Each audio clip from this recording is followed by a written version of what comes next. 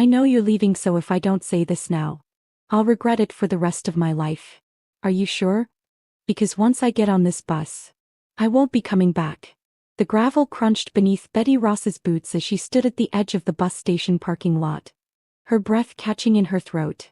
The old bus idled in front of her, steam curling from its exhaust into the chill of the early mountain morning. She clutched her coat tighter around her, as if that could stop her heart from hammering against her ribs.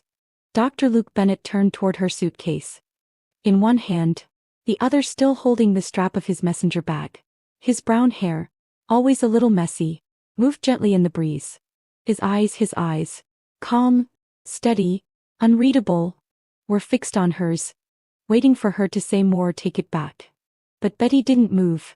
She had rehearsed the words 100 times in her mind during the past few weeks.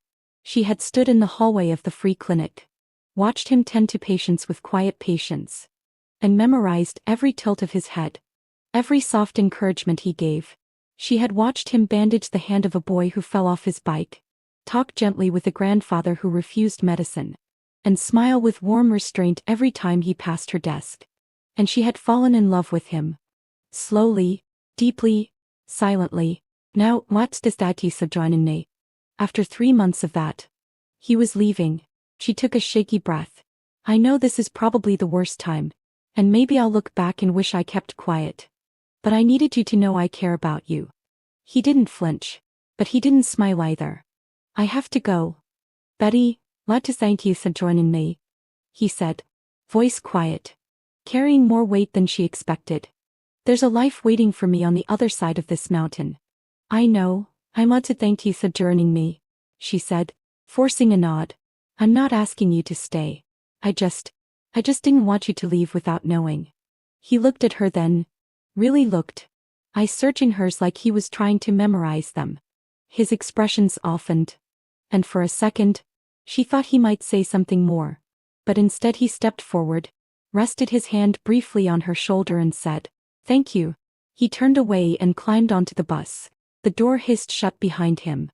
Betty stood still, arms hanging loosely at her sides, her lungs refusing to breathe. The bus pulled away slowly, its engine echoing through the valley, and she watched it until it disappeared around the bend. Only when the sound had fully faded did she blink. Her hands were cold, her heart felt hollow. She turned and began walking back down the narrow path toward the town, every step heavier than the last. Back at her small home near the woods, her mother was sitting by the window, wrapped in a thick blanket. The house smelled faintly of eucalyptus and tea. Betty entered quietly, not expecting the tears that rose as soon as she saw her mother's gentle eyes. Her mother tilted her head. Did you go? Betty nodded.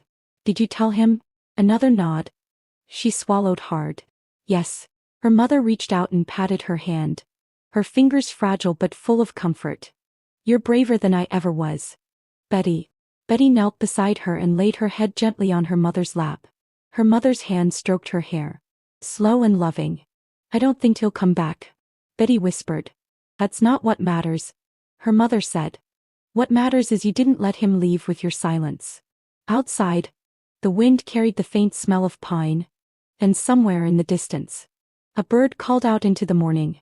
The world had moved on, but inside, in the little house on the edge of the town, a girl who had once been afraid of her own voice sat quietly with her mother. And for the first time in a long while, her heart was aching but clear. 3 months earlier, the town had still been covered in early summer haze when Dr. Luke Bennett first arrived. Betty remembered the day clearly. She had been rearranging patient files at the front desk of the small free clinic when the door opened and in stepped a tall man in a navy shirt, sleeves rolled up, carrying a single duffel bag. His expression was polite but distant, the way people looked when they had been to too many places and still had not found a place to stay. I'm Dr. Luke Bennett, he said, extending a hand. Volunteer from the Urban Health Program. She remembered how cold her fingers felt against his warmth as she shook his hand. She had stumbled over her introduction, cheeks warm, and led him to the back room, where she showed him the patient board, the medication log, and where the coffee machine often worked, but not always. He listened quietly, nodded often, and never once made her feel small. She had worked at the clinic for 4 years. And yet she had never seen a doctor settle in quite the way he did, calm, observant, unhurried. In the weeks that followed, Betty found herself watching him in quiet awe. Luke treated the elderly with patience, children with gentle humor, and the skeptical with respect. He asked questions that mattered, not just about symptoms but about living conditions, families and stories. One morning, the particularly difficult patient, a war veteran with chronic pain and a bad temper, began shouting in the hallway. Betty flinched. "You I love to thank you for joining me," unsure whether to intervene. Before she could step in, Luke walked out of the exam room, put a hand gently on the man's shoulder, and said something she could not hear. But within minutes, the man was sitting quietly, head bowed, listening. Later, Luke found Betty in the supply closet, still shaken. He handed her a banana and a small bottle of orange juice. "Did you eat anything this morning?" he asked. She shook her head, embarrassed. "You're part of this clinic's immune system," he said. "Don't run it on fumes." From that day on, there was always a piece of fruit or a granola bar left on her desk in the mornings. She never saw him put it there, but she always knew. And then there was the day her mother collapsed at home. It had been a long week of bad air quality and cold nights, and her mother's coughing had worsened until it became a wheezing she could not ignore. Betty had called the clinic in a panic, and Luke had answered. "I'll be there in 15 minutes, he had said. He arrived with his bag slung over his shoulder, sat beside her mother on the couch, and spoke to her as if she were the most important patient he had ever seen. He listened, he examined her gently, then he gave Betty clear, careful instructions and came back twice a day for the rest of the week. Her mother got better slowly, steadily. "Your doctor friend," her mother had said one afternoon, her voice still hoarse. "He treats me like I'm not broken." Betty remembered that moment vividly. She had turned to the kitchen window to hide the look on her face. By the time Luke's second month passed, Betty realized something had changed inside her. She didn't just admire his work or appreciate his presence, she felt a quiet shift every time he smiled, every time he touched someone's shoulder with reassurance, or left a folded poncho on her chair after a rainy day shift. He was kindness wrapped in silence. And that was what made her fall for him.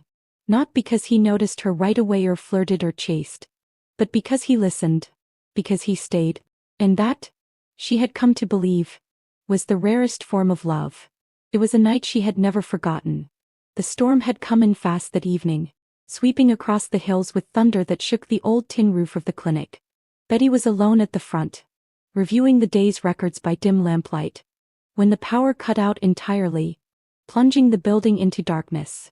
She'd heard it before, the slow hum of the generator stuttering, the sharp click of silence when it finally failed. Then the scream came. It echoed from room 3. High-pitched and raw. A woman's voice crying for help. Betty froze for a second, heart thudding. She grabbed the flashlight from her drawer and ran down the corridor, her pulse beating louder than the rain slamming the windows. Inside, she found a teenage boy seizing on the exam table, his mother clutching his hand, sobbing. The boy's limbs jerked violently, foam at the edge of his mouth. Betty panicked. She fumbled the drawer. "What to thank you for joining me," searching for the emergency seizure medication. Her hands were shaking, the flashlight slipping between her arm and shoulder. She couldn't breathe, couldn't think. "Betty, my what to thank you for joining me," a calm voice said behind her. She turned to see Luke standing in the doorway, his silhouette backlit by the lightning flashing outside. He didn't raise his voice. He didn't flinch. He stepped into the room, took the flashlight from her, and with swift, practiced movements, positioned the boy safely, cleared the airway, administered the medication, and spoke gently to the mother the entire time. Within minutes, the seizure subsided. The boy lay still, his breathing even. His mother clutched his hand and cried quietly. Betty backed into the corner of the room and slid down the wall, burying her face in her hands. Her breath came in short, uneven gasps. She had never felt so helpless. Luke knelt beside her. "Hey," he said gently. "It's over. He's stable now." I froze," she whispered, ashamed. No, he said. "You ran toward the sound. You were scared, but you showed up. That matters." She looked at him then, really looked, and something in his expression calm, yes, but distant told her that this wasn't the first time he'd watched someone tremble in the face of chaos. Later that night, after the storm passed and the boy had been taken home safely, Luke offered to walk her home. As they stepped through the wet grass, flashlights in hand, Betty gathered the courage to ask the question that had burned in her for weeks. Why did you leave the city? He was quiet for a long time. Only the sound of their footsteps and the chirping of frogs filled the silence. My brother, he finally said. He was 20, got hit by a drunk driver 3 blocks from my hospital. I was the one who got the call. I ran to the ER, got there in 5 minutes. He paused. They couldn't save him. My breath caught. I was trained for everything. I'd seen 100 emergencies. But in that moment, I wasn't a doctor. I was just a brother who was too late. He looked up at the sky, where the storm clouds were finally breaking apart to reveal stars. I stayed for another year, tried to make it mean something. But everything I touched after that felt. He trailed off. Betty said nothing. Her throat was tight, her chest taking not from pity, but from understanding. You came here to start over, she murmured. He nodded. I came here, I want to thank you for joining me. Hoping that maybe helping someone else would help me too. At her doorstep, he hesitated. I don't talk about him much, he said. Thank you for listening, she whispered. That night, as she lay awake, listening to the soft creak of the trees outside, Betty realized something. Luke hadn't just come to the town to offer his skills.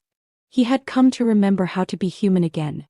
And she, quiet, ordinary Betty, was beginning to see the cracks he tried so hard to hide, and through those cracks, something vulnerable and unspoken was blooming, not just love, but healing. The days moved on as they always did, but something in Betty did not. She returned to her routine at the clinic, organizing charts, checking inventory, reminding patients of their appointments. Everything looked the same from the outside. The same walls, same coffee mug on her desk, same faces walking in and out. But there was a stillness in her now. A quiet space where Luke used to be. She thought about him every day, not obsessively, not with the reckless ache of heartbreak, but with the quiet, persistent kind of missing that burrowed itself into the rhythm of daily life. She'd walk past room 3 and remember the night he saved that boy. She'd pass the side cabinet and remember the banana he used to leave for her. Sometimes, she'd pause at the window and wonder where he was. If he was still helping people. If he ever thought of her too. They had never exchanged phone numbers. Luke didn't have social media. He had always said he preferred living in the moment. No noise, he called it. She used to admire that. Now she hated it. There was no way to reach him. No breadcrumb trail. No thread of connection, digital or otherwise, just silence and memory. It was on one of those long, gray afternoons, when the rain hit the windows in steady taps, that her mother, sitting in her worn chair by the window, looked at her with a soft smile and said, "Whatever happened to that girl?" Betty looked up from her tea. What girl? The one who lit up every time the clinic door opened. The one who smiled even when her feet hurt. The one who laughed while folding towels. Betty swallowed, forcing a smile. She's just busy, Mame. No, no, her mother said gently. She's lonely. That night, Betty couldn't sleep. She sat by the small desk in her room, turned on the reading lamp, and pulled out a blank sheet of paper. She began to write. Dear Luke, the letter began, I don't know where you are or if you'll ever read this, but there are things I need to say, things I never said at the bus station. Because I was too afraid and too late. She told him about the days after he left. About the patients who still asked about the tall doctor with kind hands. About how she'd taken on more work. How she tried to distract herself, but always found him in the quiet. She told him her mother had gotten stronger. And that sometimes she sat up late, asking about that gentleman who treated me like I was important. She told him about the nights she couldn't sleep, when she would imagine what he was doing and wonder if he ever missed the mountain air. She wrote until the ink smudged from her fingers. When she finished, she folded the letter, slid it into an envelope, and tucked it into the top drawer of her dresser. She never addressed it. She never mailed it. But the act of writing it, of pouring the ache into words, lifted something heavy off her chest. And though the letter stayed hidden in her drawer, she kept writing every week another letter. A piece of herself on paper, reaching across the distance to someone she still believed might one day come back. Not because she hoped, but because deep down, she hadn't stopped believing in the power of being seen and remembered. It was a Thursday afternoon when the woman appeared. The clinic was quiet, the air filled with the usual scent of antiseptic and pine from the open windows. Betty was restocking the medical cabinet when the front door swung open. The click of expensive heels on linoleum echoed like something foreign. The woman was tall, poised, wearing a tailored beige coat that didn't belong in this mountain town. Her hair was perfect, her lipstick sharper than necessary, and her eyes scanned the room like she was looking at something to judge. "Hi, Betty said, setting the last bottle on the shelf. "Can I help you? I'm looking for someone." The woman replied smoothly. "Dr. Luke Bennett." Betty's heart stopped. She stepped forward carefully. "He's no longer here. He left months ago." The woman nodded as if expecting the answer. Then she smiled, but not the kind of smile that held kindness. "I thought so," she said. "He told me this is where he'd been wasting time." Betty's spine straightened. "I'm sorry. Who did you say you were?" The woman extended a perfectly manicured hand. "Caroline Whitmore. I'm his fiancée." The room tilted. Betty didn't take the hand. She couldn't. "I didn't know," she managed, barely above a whisper. No, I imagine you didn't," Caroline said. "He tends to keep personal matters quiet. Especially when he's off the grid." Betty swallowed, her fingers tightening around the edge of the reception desk. Caroline walked slowly around the room, heels clicking, eyes taking in every outdated piece of equipment, every framed community certificate on the wall. "This is sweet," she said. "Very rustic. Must be fulfilling helping all these poor people." Betty didn't answer. Caroline turned, leaning slightly against the counter. "Listen, I understand what happened here. Luke always had a soft spot for people like you." "People like me?" Betty asked, her voice calm but cold. "You know," Caroline said lightly, waving a hand. "Small town girls. Sweet, simple, orsentample. No real future beyond the county line. It's flattering, really, but you should understand Luke has a life waiting. A legacy. His family is done tolerating his little detours." Betty blinked, her throat tightening. Caroline leaned in slightly. "So if you've been waiting for him, hoping he might come back, I'd suggest you let it go.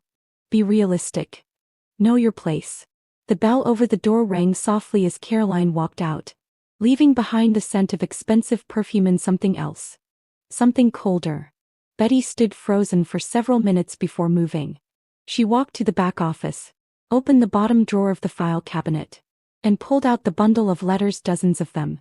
Folded, sealed, unsent. Each one held a piece of her heart. She sat at her desk, stared at them for a long while, then slowly tore them in half. Then again, then again, until the words were unreadable, until her hands trembled and her cheeks were wet, and she could no longer tell if she was angry or just tired of believing in something she had no right to hope for. That night, she sat with her mother in the living room, the old lamp casting a dim circle of light between them. "Something happened today," her mother said, gently reading her face. Betty nodded. "I think I've been waiting for a shadow," she said. "It's time I did something real." Her mother reached over, squeezed her hand. "So do it. But don't let bitterness be the reason." A week later, Betty signed up for the community health worker program. 2 nights a week, she sat in a classroom full of people like her, people trying to do more. Learn more and more, be more. She began studying, volunteering for home visits, helping with educational outreach, and slowly, something shifted. She wasn't just filling her days to forget him, she was building something new. Not because Luke was gone, but because she was still here, and she was ready to stop living in the waiting. The rain had come slowly at first, soft, steady, like fingertips tapping against the tin roofs and dust-covered windows of the quiet mountain town. It had that gentle rhythm, the kind that lulls you into memory before you realize what you're remembering. By late afternoon, it had thickened into a curtain of silver, washing the streets in a cold, Constant shimmer, making the world feel smaller. Closer. Almost suspended in time. Betty was in the back of the clinic, locking the supply room cabinet. Her mind on little things: an expired box of gauze, a patient's follow-up form, the uneven hum of the old refrigerator. When she heard it, not thunder, not the rain, but voices, low murmurs at first, rising like wind before a storm. They weren't sharp or urgent, but collected, curious, like the hush of a crowd when something unexpected is unfolding. She stepped out of the room and moved down the narrow hallway, brushing damp hair from her forehead, frowning slightly at the front windows. Shapes moved in the mist: people, dozens of them, gathering with umbrellas in hand, forming a circle near the square. The colors of their coats and umbrellas bobbed against the gray sky like blooming petals in a monochrome painting. Something was happening. She pushed open the front door and stepped under the clinic's awning, blinking at the rain. That was when she saw it: the limousine. Jet black, sleek, silent. Its polished body shimmering like glass under the rain, water trailing down its sides like silver threads.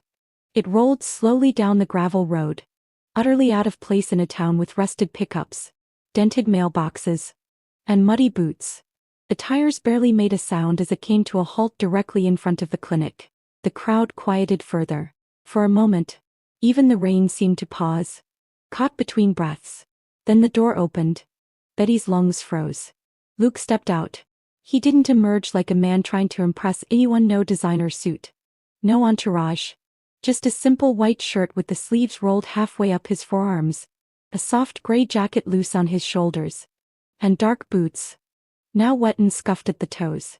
His hair was damp and slightly tousled from the rain, but his presence, solid, sure, was unmistakable. But it wasn't the way he looked that made Betty feel the world tilt beneath her. It was his expression: calm, unshaken, not nervous, not smug, just home. He scanned the small crowd, nodding gently at a few familiar faces. Then his eyes found hers. Everything else fell away. Betty couldn't move, couldn't breathe. Her hands hung loosely at her sides. But inside her chest, her heart beat so loudly she wondered if everyone could hear it. Luke smiled. Slow. "Want to say to you for joining me." Quiet, as if he knew exactly how much she needed it. And then, to everyone's surprise, he turned to the crowd and began to speak. "I spent years becoming a good doctor," he said, voice smooth but strong, rising just enough to be heard over the drizzle. "I worked in top hospitals. I treated hundreds of patients. I wore the white coat, followed the rules, carried the titles. I thought that was enough." The crowd stilled again. Betty stood rooted under the awning, eyes locked on him. "But the hardest thing I've ever done," Luke continued, his voice tightening slightly, "was leave this town and leave the one person who made me feel like more than what I did for a living." He took a slow step forward, the water splashing gently underfoot. "I came here to escape guilt I couldn't shake, to work hard, stay quiet, and somehow find peace." He paused, eyes resting on her again. "But then I met someone who reminded me that healing doesn't always come from saving others. Sometimes it comes from choosing to stay, from being brave enough to feel, brave enough to love." Another step. "I was a good doctor, but I was not brave enough to come back to the place where I left my heart until now." The crowd seemed to fade, umbrellas blurring into a mosaic of color. Betty couldn't hear anything but his voice. And in Luke's eyes, clear, steady, unwavering, she saw it all: not a question, not an apology, but a man who had finally stopped running and who had come back. Not for closure, but for her. The rain had thinned to a whisper by the time the crowd began to disperse. Umbrellas folding like petals, footsteps fading into puddles. The square slowly returned to quiet. But Betty remained exactly where she stood, rooted to the wet pavement. Her dress clung slightly to her knees, damp from the mist. Her breath came shallow. Her hands were clenched at her sides.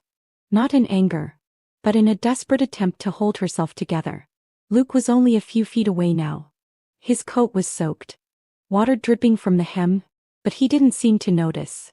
His eyes, those same calm, knowing eyes, were fixed on her, with a look that held a storm far deeper than the one that had passed overhead.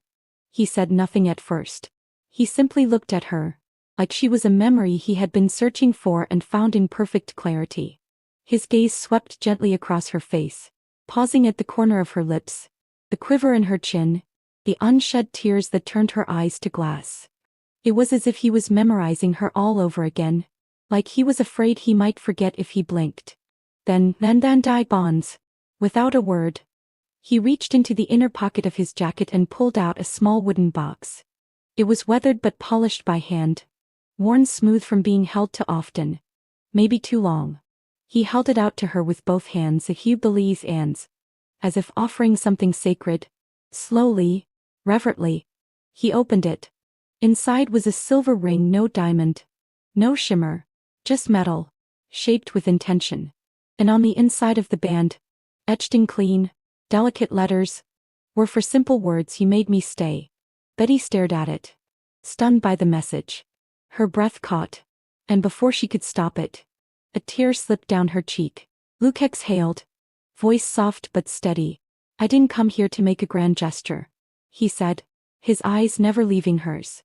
"I didn't come to sweeping with declarations or drama."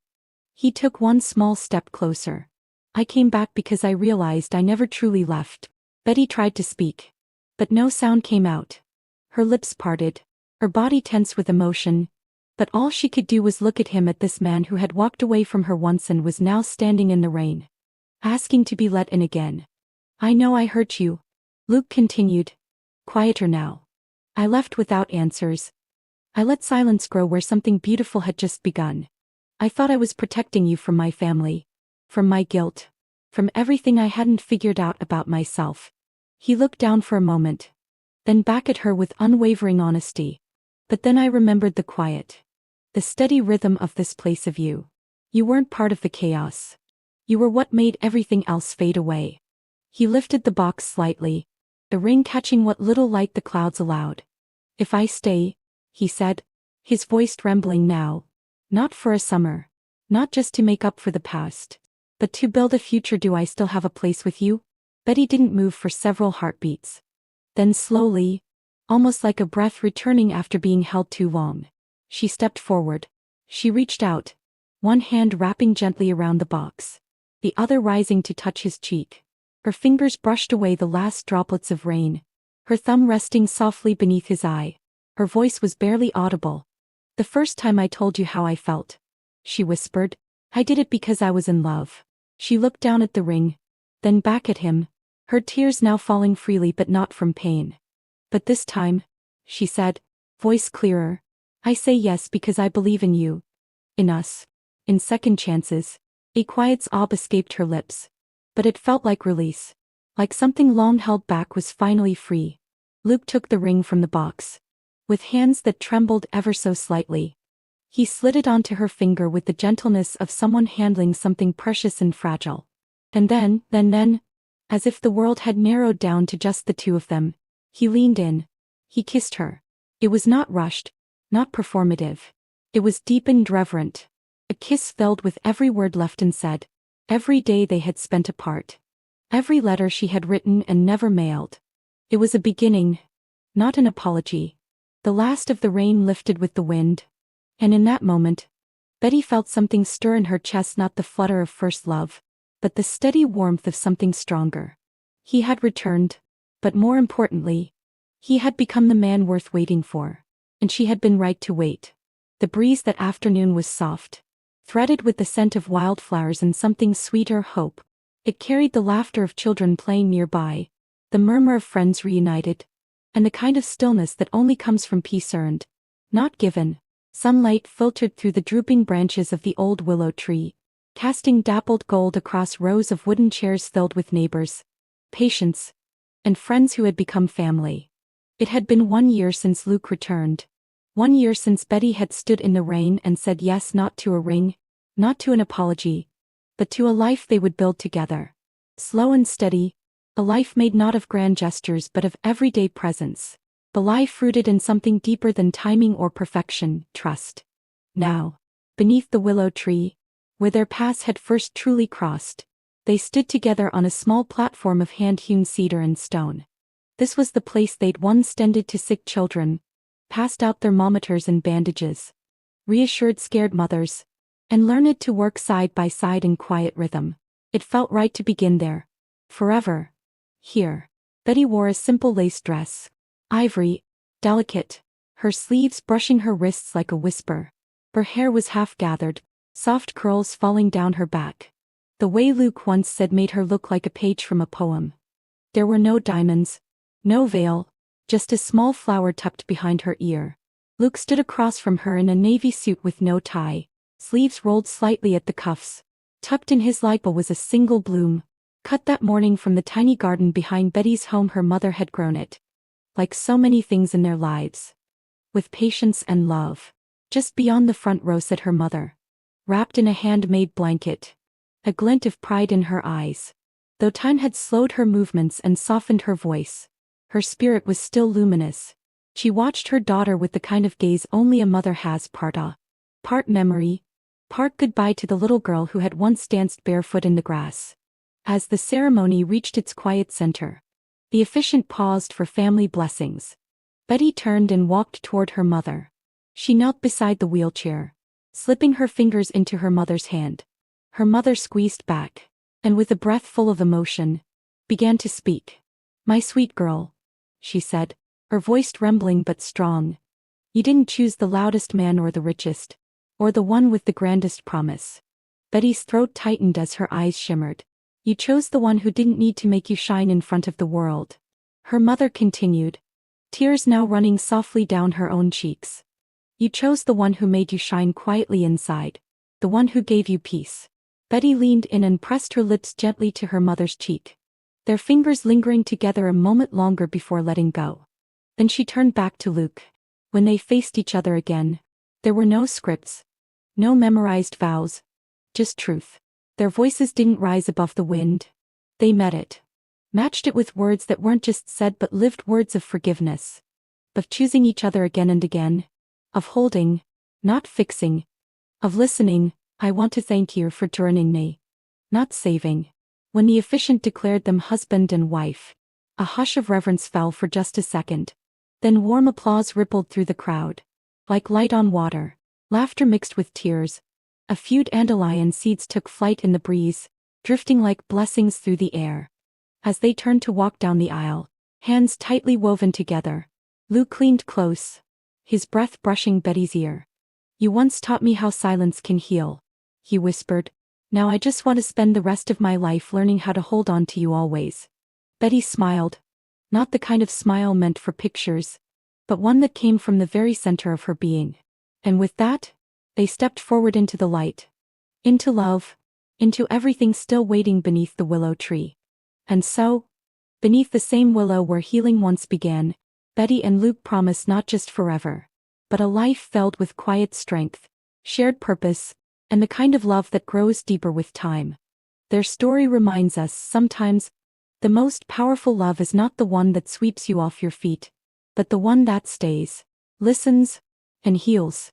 If this story moved your heart, please take a moment to like, share, and subscribe to Soul Stirring Stories, where we bring you unforgettable tales of hope, resilience, and the love that changes everything. We'll see you in the next story that stirs your soul.